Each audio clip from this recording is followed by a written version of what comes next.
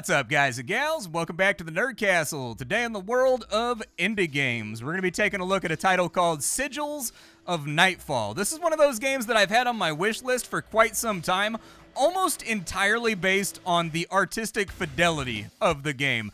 This is a game where whoever their principal artist is, he's an absolute madman, and he just went haywire on this game, giving it a very, very distinct visual identity.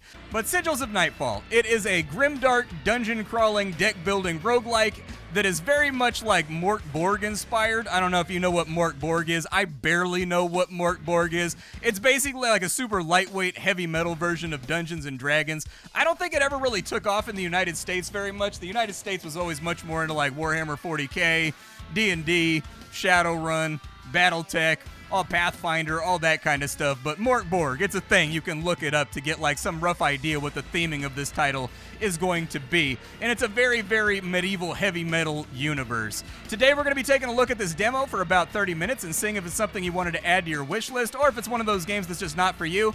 That's perfectly fine as well. Along the way, I will be doing my best to give you my impressions of this title. That way you can come up with a conclusion as to whether or not it deserves a coveted spot on your wish list. But if you wanted to look up more about Sigils of Nightfall, I have a link for you down below in the description. You can check that out on Steam. On top of that, you can find a bunch of other Nerd Castle links down just in case you wanted to give them the old saucy click. But let's go ahead and dive on into Sigils of Nightfall and see if we can have a good time with it.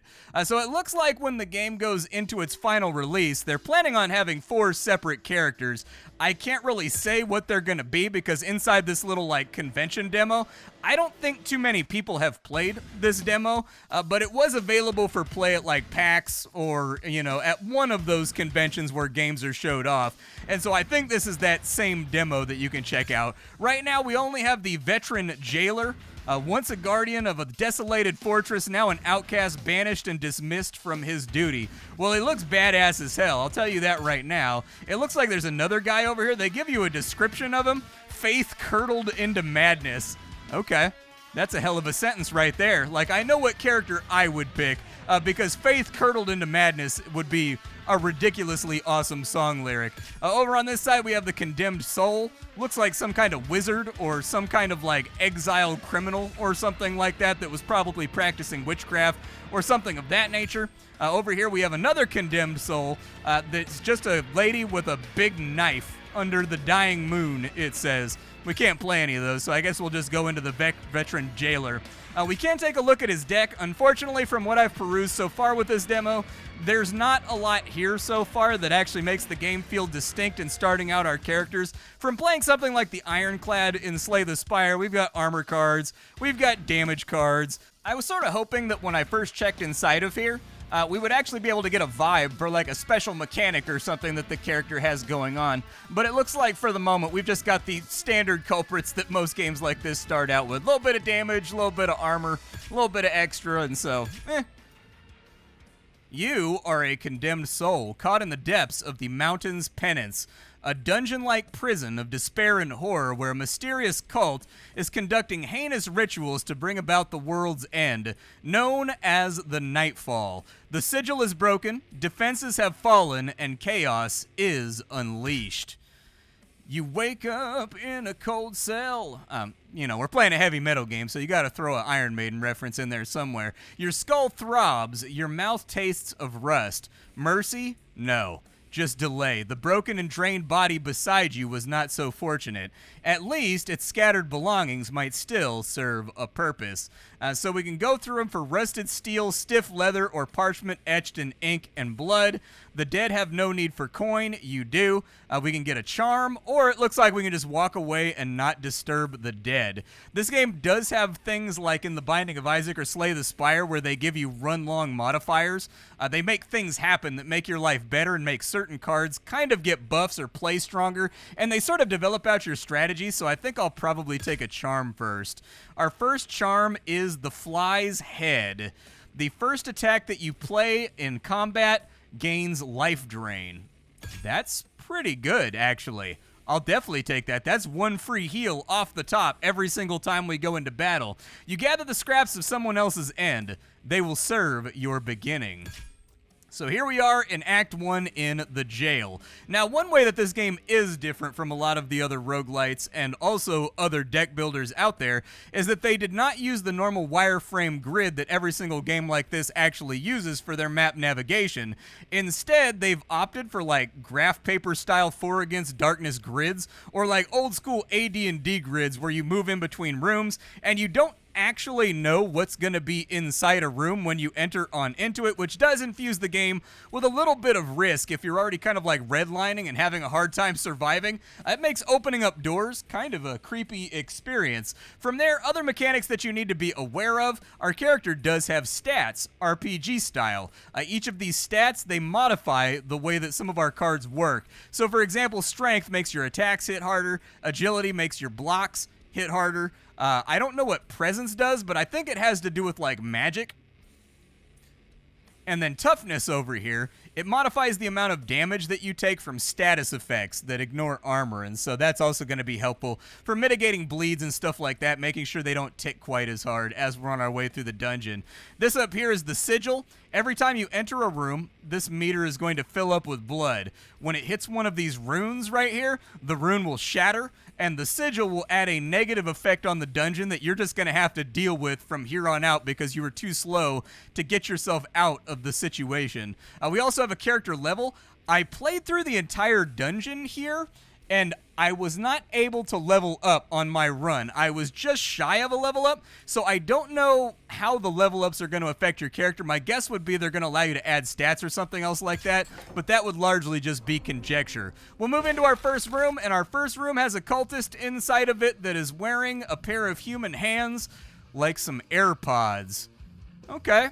Yep, you a creepy little bastard right there, but I'm going to take you apart nice and toot sweet. He's dealing 3 damage on his turn. We start out with 3 armor because of our relic, the sturdy helmet, so we don't really need to block up right here. We can just go all in on this guy and deal all-out damage. Everything in this game appears to be animated quite well.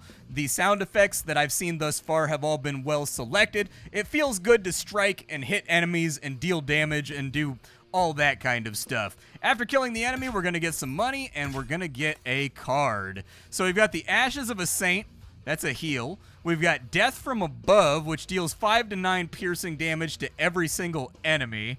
We can also get Many Pockets, which is a utility card that adds a random upgraded card into your hand, and it costs 0 this turn. I'll probably just take the upgraded Ashes of the Saint, I guess. That way I can heal myself. We're not really a caster character, so we don't really have the stats to make spells work for us very, very well. We kind of want to focus on, like, smashing things and hitting things for the most part. Forehead down, violence forward, you know? A desecrated altar. A blood-slick altar stands before you. It reeks of old rites crusted with dried offerings and surrounded by carved warnings. The symbols demand a sacrifice, and only blood will do. Ghoulmaw feeds on life but sharpens your teeth. We lose HP. Worm tongue within rides inside, but is not what entered, so we lose HP there. Bone nail. For each offering tallied, a loss remembered. Or we can go with the Ashlit Flame, which burns the excess and keeps the essence. None of those things really describe exactly what's going to happen when I interact with this altar, so I guess I'll go with Sharpen My Teeth. Oh, it allows me to upgrade a card. Well, we don't really have anything to upgrade as of right now, so I suppose I'll just upgrade an attack, I guess. Yeah, go ahead and... Actually... Yeah, we'll upgrade an attack. That's fine. It does 8 damage. That's good. And it stacks with our strength, so that should be nice. Your blood touches the altar, soaking into it like thirst. For a moment, everything goes still. The ritual ends, but something inside you is shifted forever. I mean, technically, I don't think we need to get philosophical or esoteric about this. My sword just got sharper after I did that. Like, it was basically the equivalent of an occult whetstone. Oh, that's a lot of enemies, dude.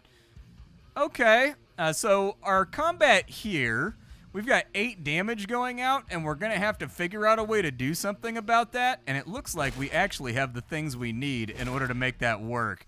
I'll probably... Who has the lowest HP here?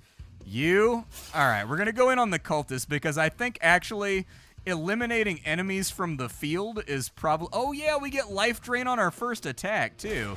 Okay, well, just like completely and totally block up. I love the way that the end turn button right here, it actually animates, and like this guy like sticks out his tongue like every single time that you click it. All kinds of fun little visual details here. No one is attacking on this turn, strangely enough. So let's use this as an opportunity to just kill everything. Just deal damage, spill blood, rip, and tear. Okay, so he put sticky on us right there, and then he howled, which makes us not hit quite as hard. That's fine. I think that'll work. I can heal off the damage that they're going for right there. Let's just lay into the rest of these mobs, and then hopefully I'll draw that again by the time we get out of here. That way I can heal off the one damage that we took on that side, because we really want to be playing that every chance that we get. We've got a lot of bad things happening right now. I'm covered in sticky goo from the actual mobs, and I don't think I can actually play these. There we go. Now I got it to work. I don't know, the cards aren't dragging like they were previously. Like, we've got some kind of, like, UI problem happening right now. I can't drag the cards around. Back on our turn. He's going to do 5 damage, but it doesn't really matter. Just play Ashes of the Saint. It looks like it fixed on this turn, so that's good. Let's just beat this dog to death real fast and then get the hell out of here, because if anybody caught that on camera, dude, our career is going to be over on the internet. There's a lot of things I know about the internet, and it's that you can't beat up dogs on the internet, man. That gets you into all kinds of rowdy trouble. We got 9 silver. That's good. I like a little bit of cash, a little bit of jingle in the old wallet.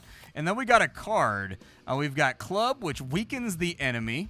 Okay, basically the exact same as Bash or Bludgeon or whatever the hell that card was called in Slay the Spire.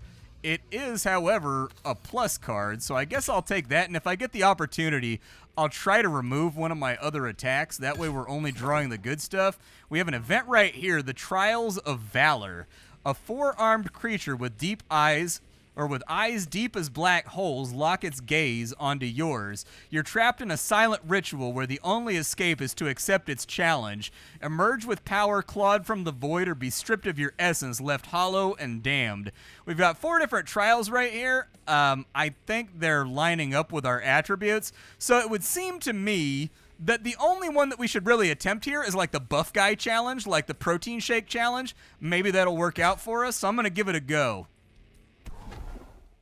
A cold, unbearable pressure crushes your thoughts as the creature's grin widens. When the trance ends, you feel light and empty. Something vital is missing, your soul perhaps. The creature is gone, but its curse remains. So we lost our strength permanently.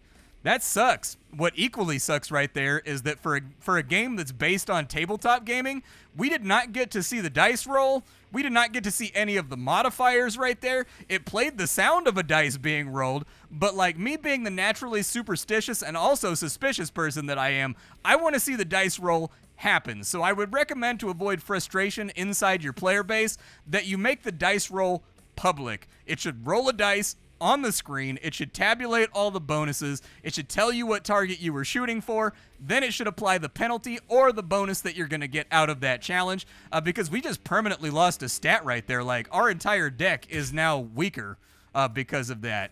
So that's kind of like, that's not great, I guess. It's one of those things that if you're going to lose a stat permanently, I would like to see the mechanics of how I lost it. Another combat inside this room right here. Let's go ahead and line it on up and see if we can get ourselves into a little bit of mayhem. It looks like we've got 5 to 8 damage coming in on this turn. Unfortunately, we did not draw very many cards that are going to help out with that. And so we'll go ahead and just deal damage to him right there and have him send it. We fully mitigated. He blocked off the guy that I was actually trying to target for murder. However, this turn we actually don't have a whole lot to worry about as far as damage is concerned. I would suggest maybe club him to make him weaker, and then just finish him off like so. That way we have a lot less enemies to deal with on this turn, and then we'll let them run it, because these guys I think are just going to defend each other. Yeah, they're just going to send block over each other's way. So not a whole lot to worry about right there. We're getting smacked on this turn. There is really no way around it. And so prepare thy booty. It's about to take damage.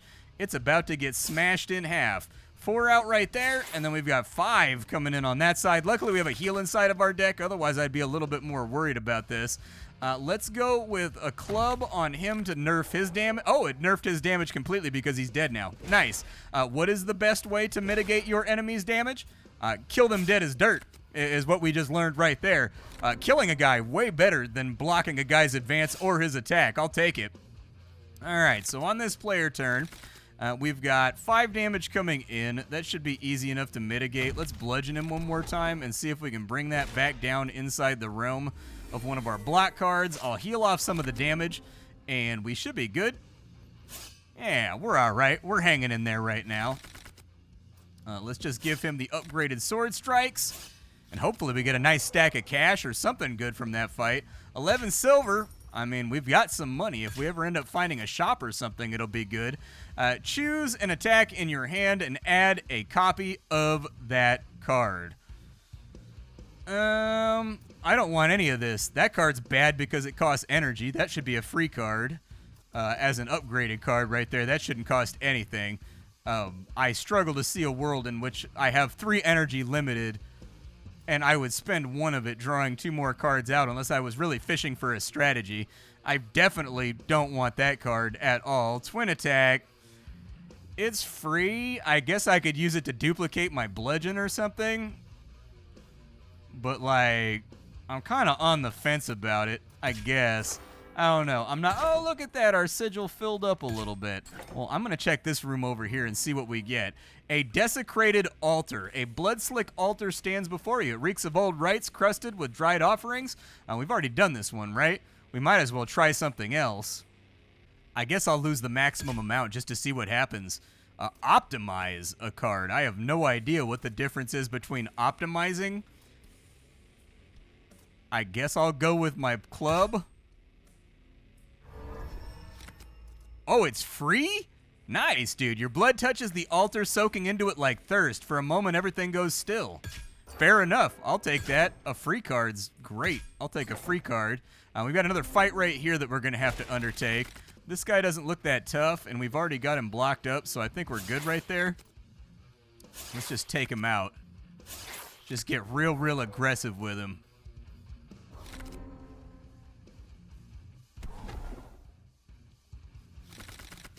Four to 5 going out right there.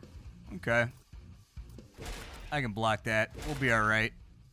I don't really want to copy anything right now. There's nothing here that seems enticing to copy. So, like, if we copied it, we're not going to be able to play all the attacks anyways due to our energy. So, like, I don't know. Hopefully that lowers his damage enough that 1 scale mail will get me to where I'm trying to go. Oh, we lost 5 health permanently on that event. Bummer, dude. I thought we were just losing 5 health again like the last time. Oof, a marked miscalculation, unfortunately.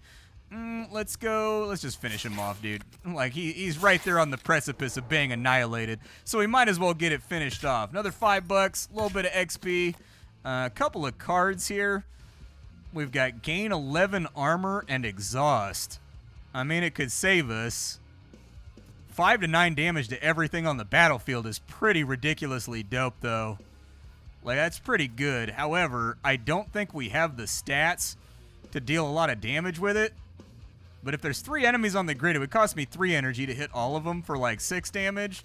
I'll take it. Whatever. It's something to throw into my deck that may be useful in future encounters. Just in case. Oh, my God, look at you. Like something out of a nightmare, dude.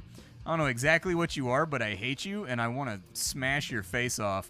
I'm going to twin my sword right here. That way we can go all in on this dude. Okay. How many armors do I have in my deck? Not very many. Next turn's not going to go well for us. We don't retain our block in between turns, and so, like... Okay, he put sticky on me. I would have liked to have seen a spell effect right there for it. We've also got some kind of gremlin curse on us. That sucks. What does that do? 1 madness, it randomizes the cost of all your draws. Oh, and it randomized them brutal, too. Okay. We talk about this soundtrack right here.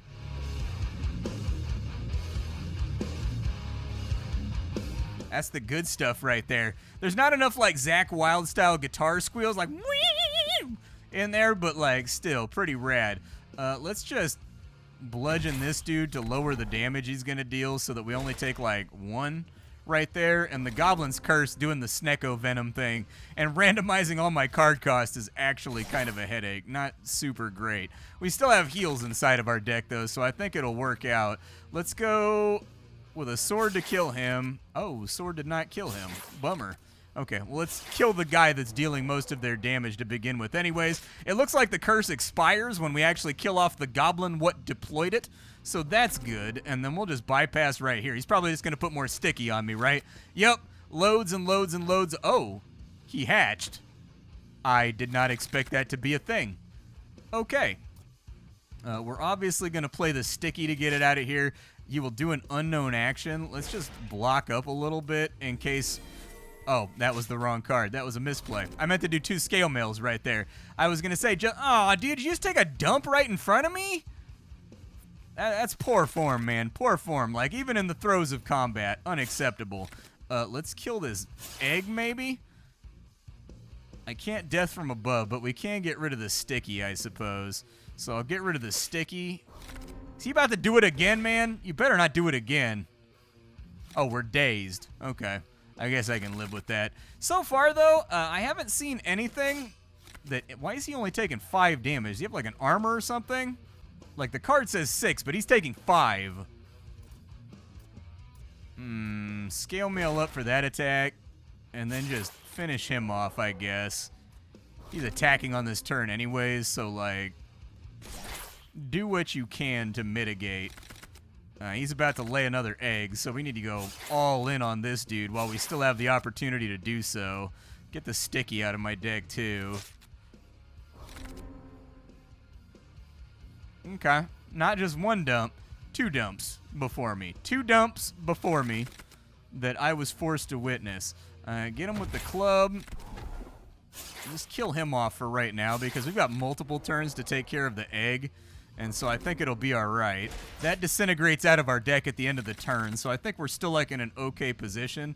I'm going to twin my sword real fast just so we can get some actual damage off. I'm guessing the reason why we're dealing 5 damage instead of 6 is because our strength went down by 1. And so that would be my... That was not what I wanted to do. That would be my estimate for what happened right there. We killed everything off, though. Hopefully those are XP-bearing eggs right there. 12 silver. We got a decent amount of money. We've got some actual attacks going on for us right now. We've got the Zweihander, where your strength modifier is applied twice. We've got the Warhammer, which shatters the enemy and lowers the amount of block that they can put on themselves. Might be kind of helpful. I think we need, like, big hits right now, dude. I'm enthused about the idea of a big hit. What's up this way? Another event? Oh, another altar. Well, I know. This one right here, max HP. Oh, it said max HP. I'm just bad at reading. Apparently, I'm just cruising around on the internet, scraping the bottom of the barrel, being illiterate. Okay. I'm guessing this one mutates a card. This one right here, I'm not sure what it might do. I'm conflicted. Let's upgrade a card. I want to upgrade a card. We've got things to upgrade right now. I would like to see a preview of what happens when you upgrade these cards instead of just doing it blindly. Like, the game is missing core basic functionalities of basically every other deck builder that exists. Just straight off the rip. It looks like it just gave us damage. Okay, I can live with damage. Hey, a treasure chest, though. I'll take that. An antidote. At the start of every combat, gain 1 tough. It will prevent your next debuff. Okay, I'd also like to have the ability to, like, re-roll or something inside of here. A boobity trap. The air in this room is thick with moisture. The ceiling groans. You look up just in time to see poisoning stakes descending like flame, or like fangs. Endure? I have 1 toughness and I have no agility. Enduring. Oh, the poison can't harm you. The stakes, on the other hand, pierce your flesh. Okay, I can live with that. That's fine. It's inside this little room. Some kind of weird piss-colored gutty monster. Okay, he's going to do 5 damage. Block up. And then I'll heal myself of the damage that I've taken. That'll also clear up my draw a little bit. We'll weaken him with the bludgeon real fast. Oh, it looks like when we hit him, we get poison on us maybe or something. Did that go into there? It didn't go anywhere, so I don't know.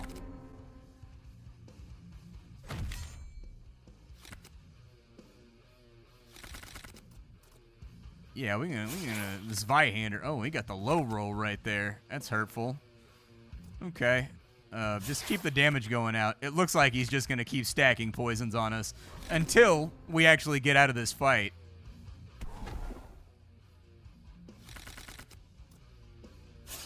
And out of the fight we are. There we go. We've managed to pull ourselves through it. 3 silver and a card. Basically no XP, though, which is kind of a bummer. Longsword. Deal 6 slashing damage X times. Maybe. Shield of Fate might save us on a bad turn. I'll take Shield of Fate, but it's going to be a situational pickup. Down here we've got a campfire. You find shelter behind broken walls and the echoes of battles long dead. Not peace, only a pause. Rest if you dare. Stitch body to soul. The world does not wait. Okay. I suppose we'll just save it for later. Like, I don't need it right now. We're at full HP, so, like, why fiddle with it? We've got another fight on this side. It's 1 skeleton. I was hoping we'd get something more consequential. That way I could see what a level up looks like. Alas, will not be the case here. I'm just going to pass my turn because he can't hit us anyways. That'll work out. I'll take it. Okay, just finish him off, dude. So close to a level up. So close. A spiked shield, gain 2 armor and 3 thorns. Oh, it's the upgraded version. Deal 3 piercing damage back whenever you're hit by a melee attack. Might not be a bad idea. Might not be the worst thing we could pick up. We haven't picked up a ton of defensive utilities yet. And now, oh, a secret room. Okay. I can live with a secret room. So we can get another Zweihander plus if we want to. We can get Scry, which allows me to look at the top cards in order and discard any that I want. Or we can go with Have a Drink, which is another heal. Really wish there was a reroll option right now.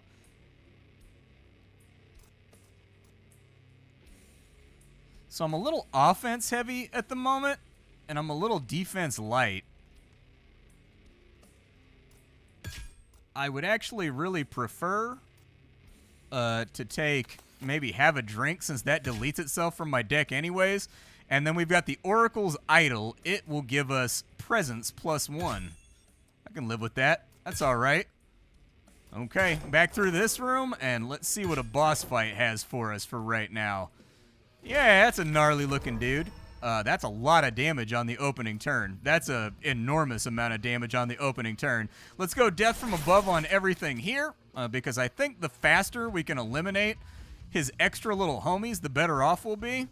And then we're not going to mitigate, like, anything here on this turn. So, like, let's just go all out on damage, man. Like, we're going to get smacked no matter what we do here. Yeah, I mean, we lost a solid 30% of our health right there. Not my favorite thing that's ever happened. So he's going to apply a buff to himself or his enemy. All these guys are blocking up right now. Okay. Let's go with the Zweihander on him. I was gambling on the damage because if I played sword on him, it wouldn't kill him. I was hoping what I could fish out is that Zweihander would take him out, and then we'd soften him up a little bit further. I will have a drink right now just to get it out of my deck. And Shield of Fate, we need that to come up on a good turn, hopefully. Oh, he put thorns on himself. That's a little ugly. Don't like that. Well, if he's going to put thorns on himself, I'm going to put thorns on myself. Yeah, give me like all the thorns on earth. We'll bludgeon him a little bit just to give ourselves a little bit more of a reprieve. So he hit us for, oh, we take more damage. Beautiful. But our thorns killed that guy off, which is nice. Definitely take that. He's got 12 damage going out right now, and we drew nothing as far as defenses go. I'm going to take 6 damage if I hit him on top of the 12 that he's already dealing, so there's nothing I can do there. Like, I'm completely hosed. And he put Shattered on me, which means all armor cards give 50% less armor. We are just getting the worst top deck on Earth right now. Just an absolutely awful top deck, dude. Like, this is just RNG hosing the hell out of us. Also, the game really didn't give us any cards that were interesting or that you could, like, build around. We're still Shattered, but I can negate his turn here. So I'll take that. I'm going to smack him. and see. I wanted to see if his thorns were going to fall off when I did that, but they do not. Oh, I should have nerfed him with the club. That's what I should have done. Yeah, I should have nerfed him with the club. Damn. All right, well, what are you going to do? Sometimes you win one, sometimes you lose one. He's got a lot of things. I mean, I'm taking damage when I hit him. I'm taking damage when I block. And we've also just had atrocious luck on the draw here. And so, like, why extend this on out? You know what I mean? Let's just get it done. Oof.